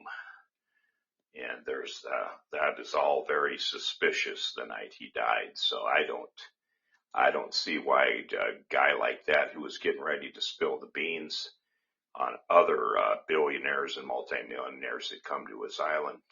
He was ready to make a deal, he said, and then all of a sudden he was murdered. I don't think so. I think he wanted to live because he was going to make a deal, so I think he was killed. And this Gesling that was going to make a deal, now she shut her mouth, and because I don't think she wanted to get killed in her cell either. So anyways, yeah, that's a pedophile that belongs where he should be. He's no longer with us, the Epstein, so justice was served that way. So what are, I guess, your thoughts on this whole Epstein and Prince Andrew deal, if anybody out there has anything to say about that? I'd sure love to hear your voice or have you call in and talk about that, because this stuff's been in the news quite a bit. Is Michael going to come in from Missouri? I know Michael's been listening to the show tonight, and I'd like to have Michael call in. We haven't heard from him tonight. He usually brings some really good information to the show, and it'd be good to hear from Michael. And if Joe Biden's still listening, I hope you call back in. You did call in, but I don't know if Jill left the show or not, but it'd sure be nice to hear from Joe Biden again. And thank you for calling in. And I'm just glad that everybody out there has stayed with us. We got about 195 listeners, I guess, tonight. So we're getting up there. Our numbers are climbing pretty good. So we're, I guess the show is growing and we're reaching more and more people every night, and this is a show that we broadcast every night from 8 to 10 p.m., and it's a show for anybody to call in and talk, and this is your show. It's the People's Podcast, and if you got anything you want to bring up or inform us or let us know what's going on in your neck of the woods, we've had callers from India and Japan, China. We've had callers call in from all over the world, and we'd like to hear your voice. And it's better than me sitting here talking to myself for 2 hours. And I liked it when Kava called in. She helped out a lot. So I appreciate my callers. And one thing that is going on is I'm having a New Year's gathering for signatures at 26 Robert Street.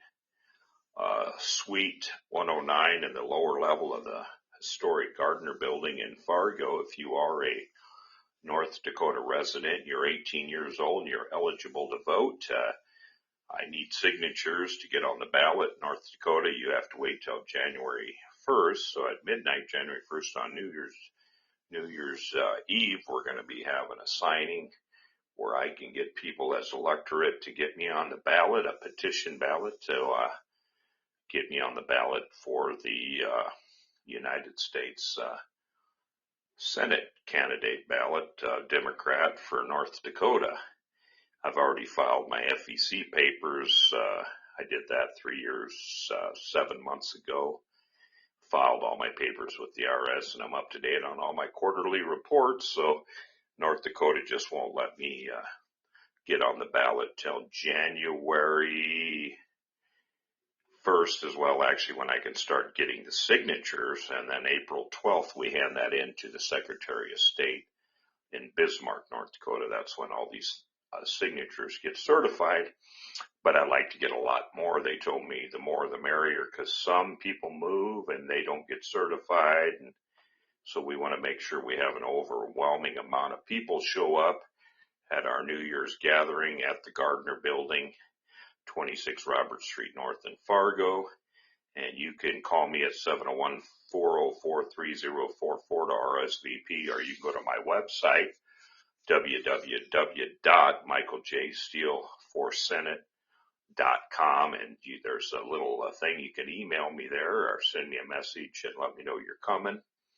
and I'd love to see you there. We're going to have a meet and greet. We're going to have a potluck, so if you got a treat or a bar or something you'd like to bring, some snacks, bring some pop, whatever you got. I'll be having some treats down there too, and it'd be great to talk to you and get to know what's on your mind. Something about my candidacy, it's going to be transparent. I will be working for the people. I won't be sitting on the golf course spending your tax dollars. I will be here for you, doing the work to get things done.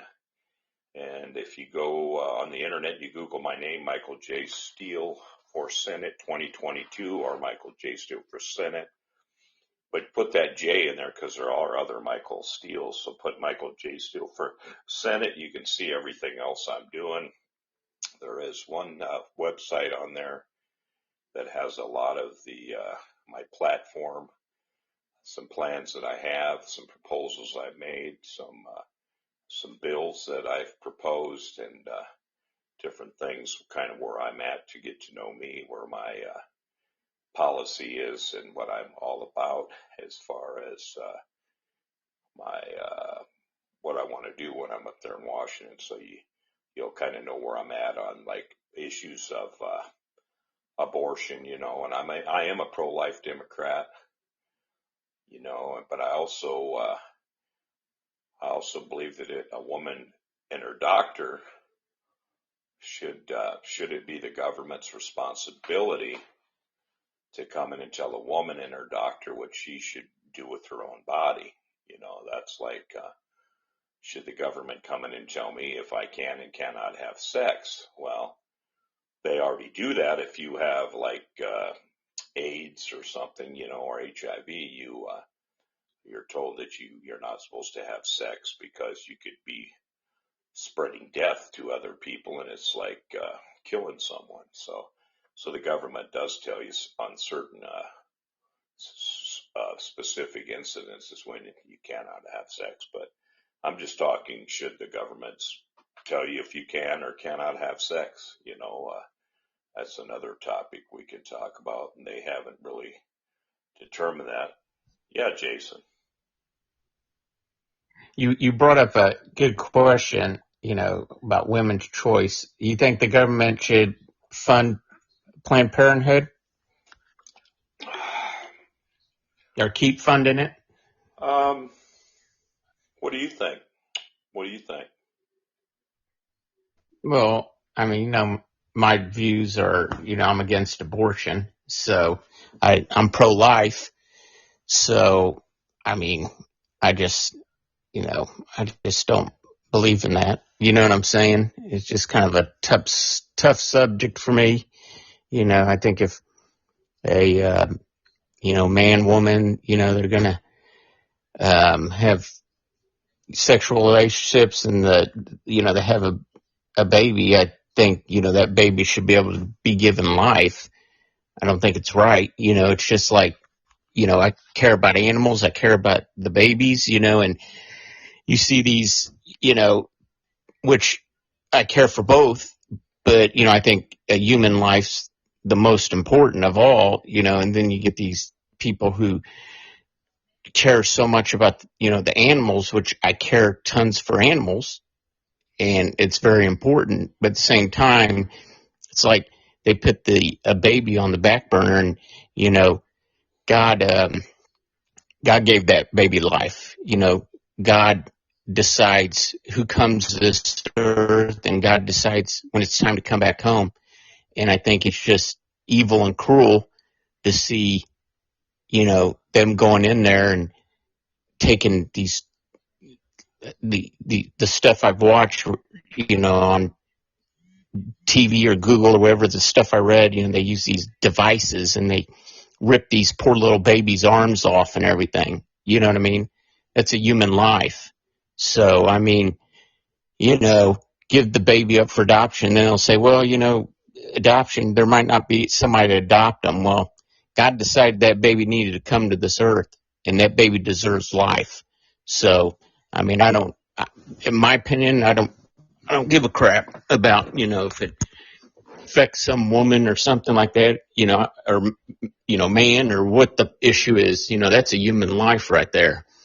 And the mean, cruel, evil stuff that they do to them is bad. That's bad. But, in the very end, it was like, when I was younger, my dad would tell me, he sat there, I'd get upset, in high school or whatever, and they make me mad. This person made me mad. And my dad said, "Don't you ever mistreat people." He said, because that last day when it's time for you to leave this earth, and God says your time on this earth is done, you have to stand before God and answer for everything you've done on this earth. So that stuff aggravates me. So yeah, certain funding I don't agree with, but my views, I'm very conservative and I'm to the right, you know what I mean? So it is what it is, but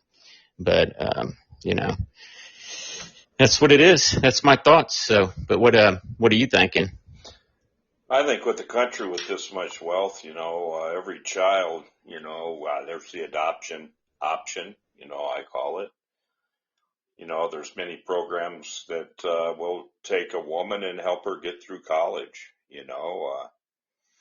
I know even when I was young, man, I knew a lot of girls that were pregnant in high school and that wind up having their children and at 15, 16 years old, and they look like sisters now. The mothers look so young, and a lot of these kids that were born are very successful. Some of them are like doctors and nurses, and the mothers, they're just doing really well. They, some of the mothers at the time had to drop out of high school to raise children, but I'll tell you what, I've seen a lot of success stories with the ladies that decided to have the children, and I see a lot of the women. I knew some women that had abortions, and they have nightmares to this day, and then I know some ladies that had to give their children up for adoption, and a lot of them were Republicans. They weren't the Democrats, they were the Republicans, because the families didn't want the embarrassment, they said, in the family, seeing their daughter 14, 15, 16 getting pregnant. They were the ones that said, give the kid up for adoption, so here they are giving these kids up for adoption, and these ladies at 35 years old, 30 years old, see these kids come in to this store that I worked at, and the girl would cry, and I go, "Why are you crying?" She goes, "Well, that could be my son. He's got red hair, freckles, and he looks just like me. I think that might have been my son, and there's just so many people that I've seen that had issues like that. But I think as a community, we could stick together and help raise children, so I think we could do it, and people got to quit being so darn selfish, and start being selfless and helping these mothers raise these children when these dads go to prison, or these dads just don't want to have nothing to do with these girls, and let's just help raise these ladies and help these ladies raise these kids, and not make it,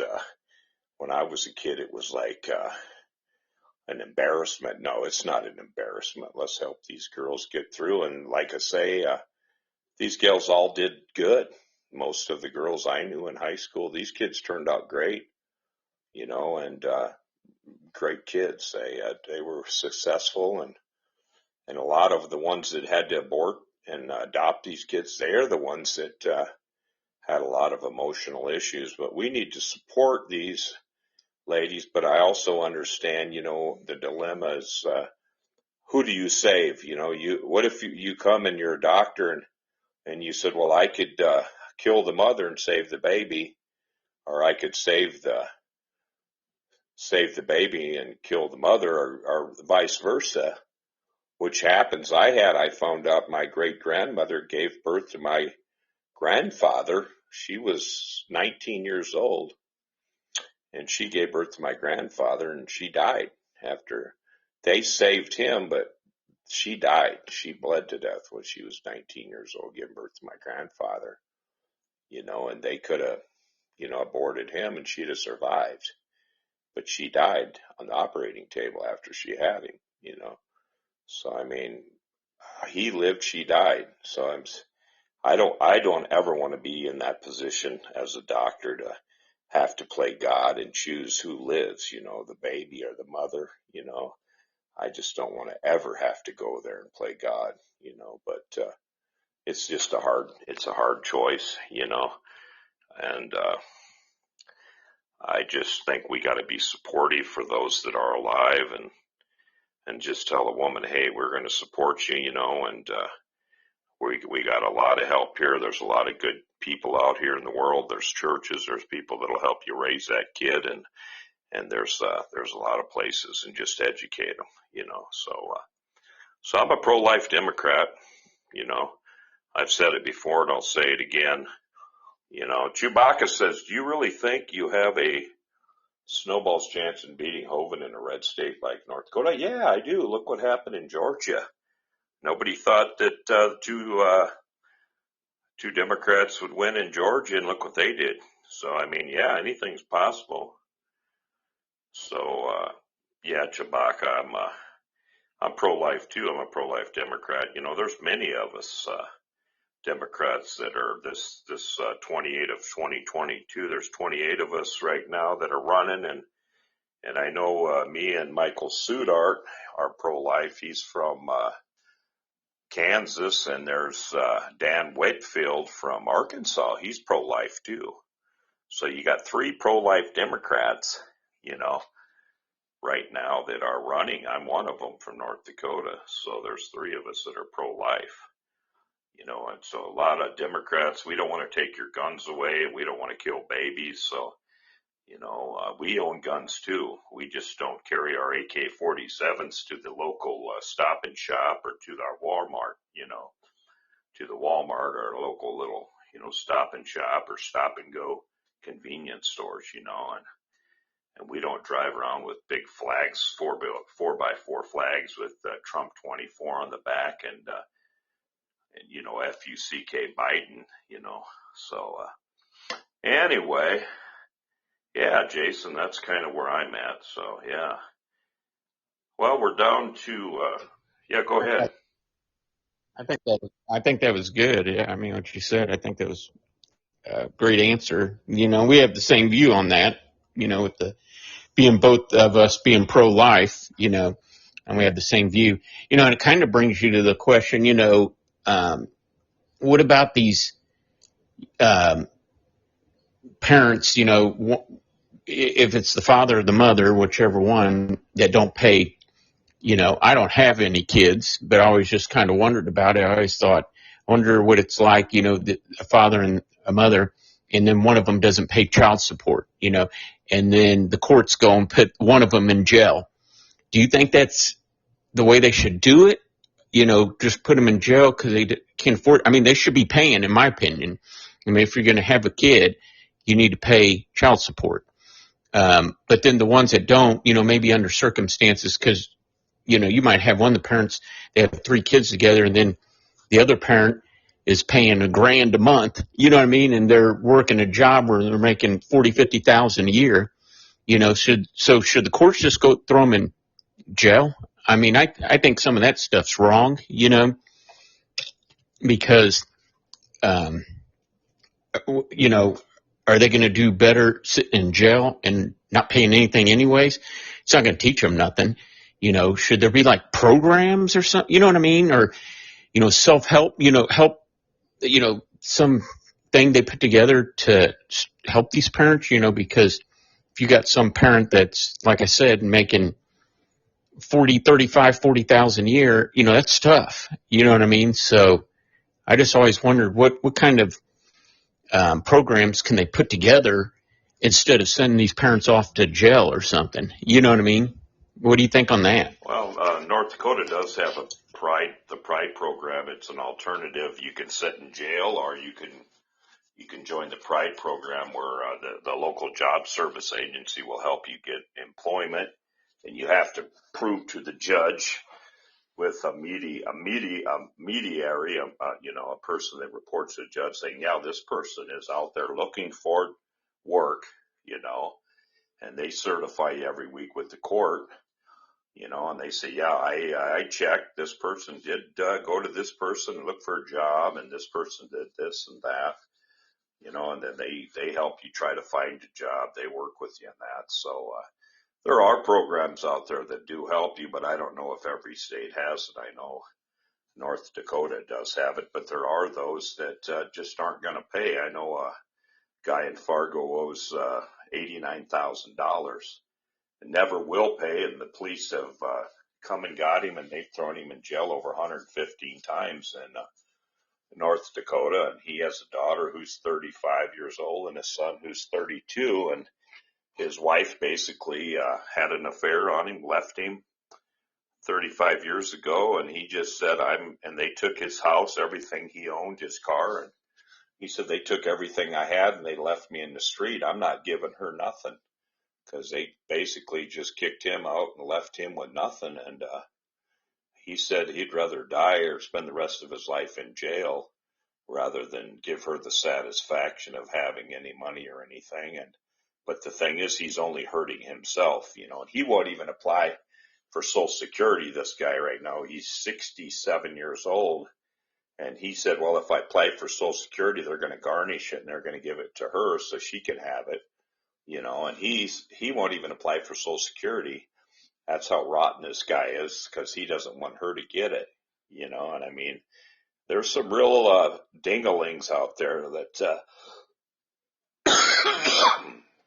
there's some real dinglings out there that I've met in my life that'll do everything to get out of paying child support, but he just doesn't want to pay it. And he said, I'll spend the rest of my life in jail, or he works under the table. Everything he does is all under the table. He's a damn good mechanic, the guy, but they'll arrest him, they'll put him in jail for a month, and then they'll let him go, and then he'll go sleep on people's couches or go hide out at one of his 8 sisters' house, sleep on their couch or in their garage, or sleep in a tree house or whatever he's got to do, and go work on bicycles, and he'll do whatever he's got to do to lay low and not pay child support. Then they catch him, they lock him up for a month, and he gets 3 hots and a cot,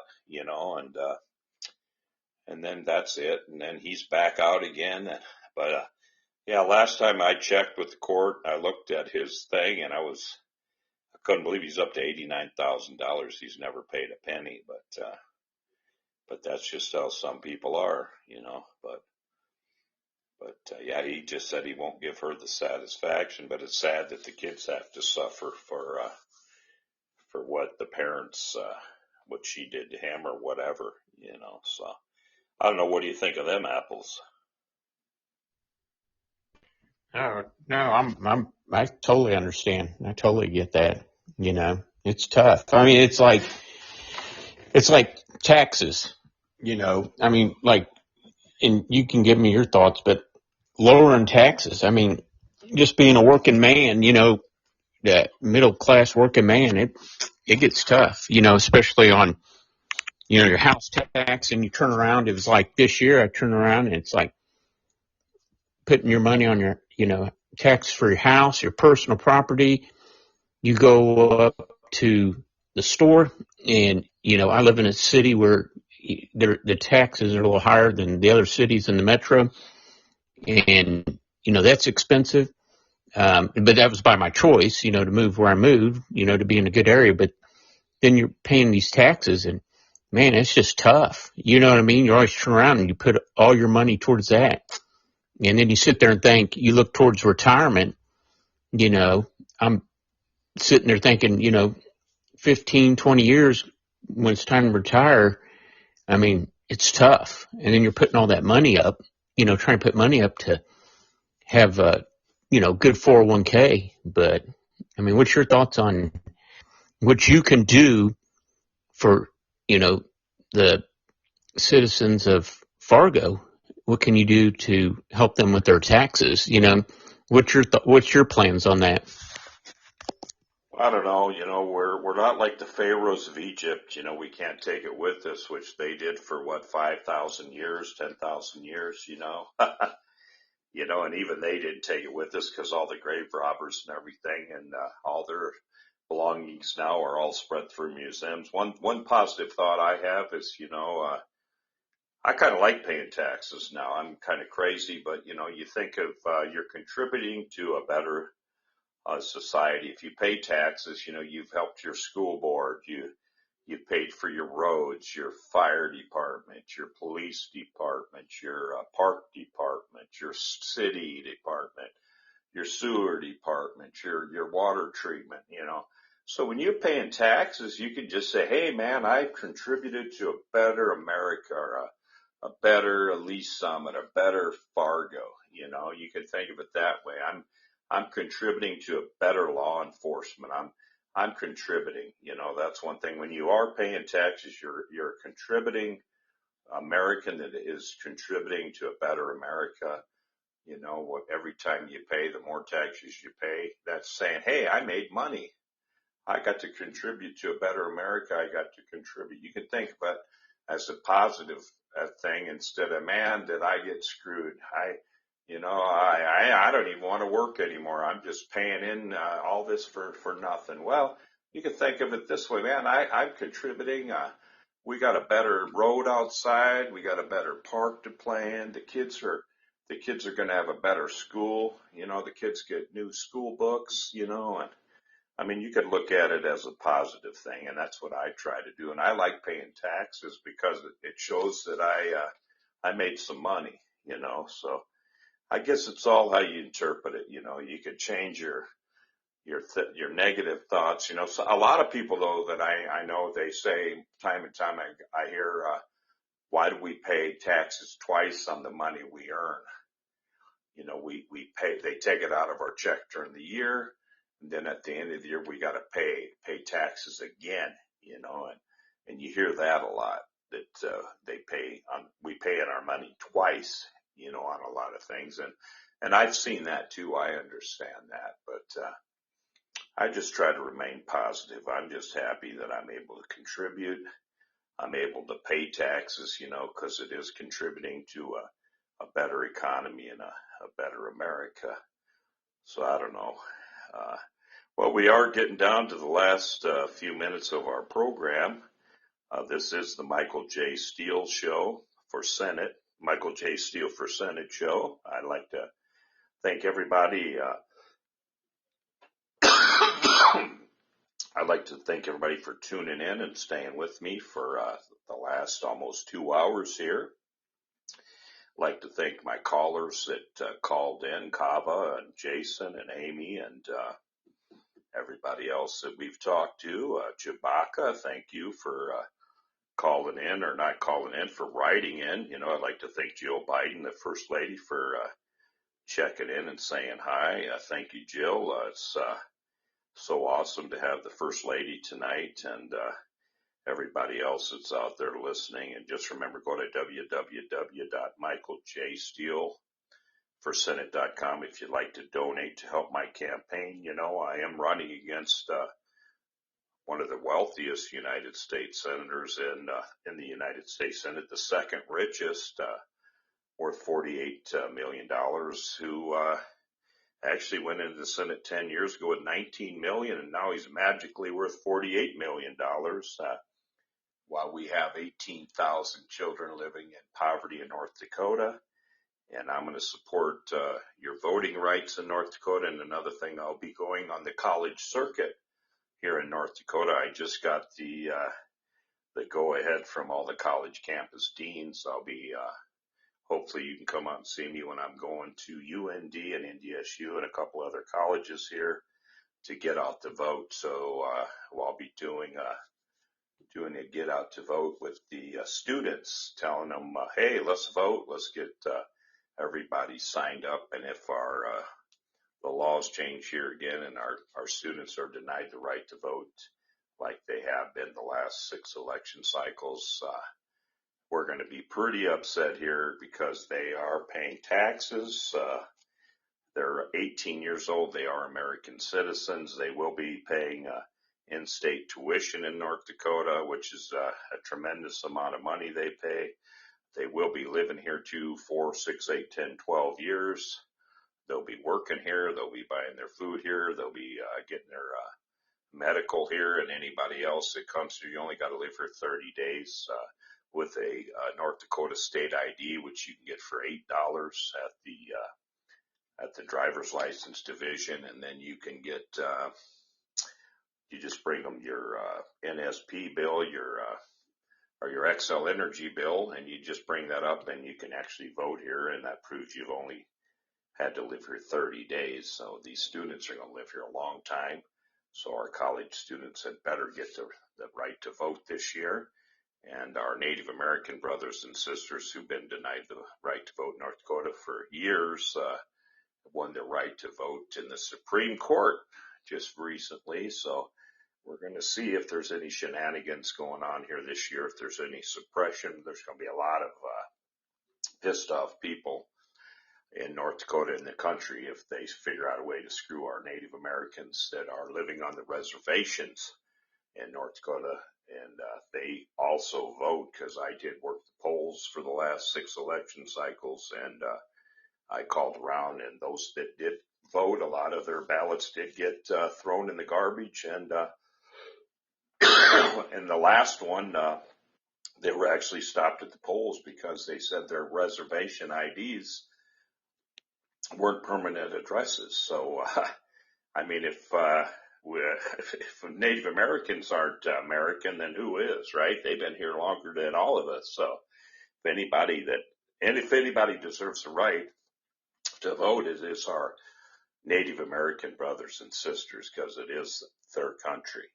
So thank you once again, Jason, and everybody. Tell Amy I said thanks for calling, and we'll be going off the air here shortly. And just remember, please get out and vote.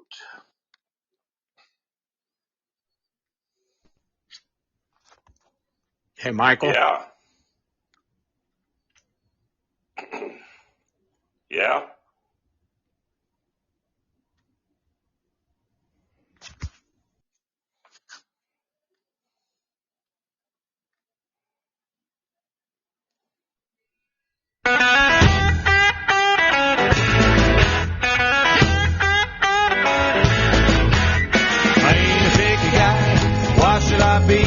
I don't want girls being picky about me. I just found a girl who aims to be true. She drinks a lot of beer and likes hot spicy food. She's a real humdinger, she's a hullabaloo. She takes me apart, she leaves me on the blue. Smart as a whip, she takes me to school. She's a fine young thing who likes good barbecue. She's got all the right nerves and a well-rounded education. We got a lot in common in our culinary aspirations.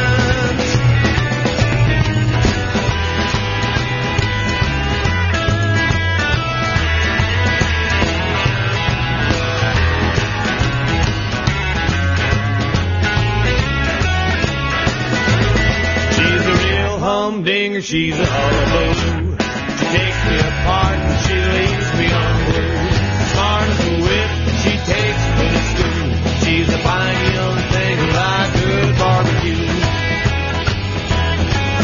She's a real slick chick, we fit just right. We like to split the 6 on Saturday night. A pork loin sandwich big enough for 2. I kiss her goodnight, I taste good barbecue. She's a real humdinger, she's a hullabaloo. She takes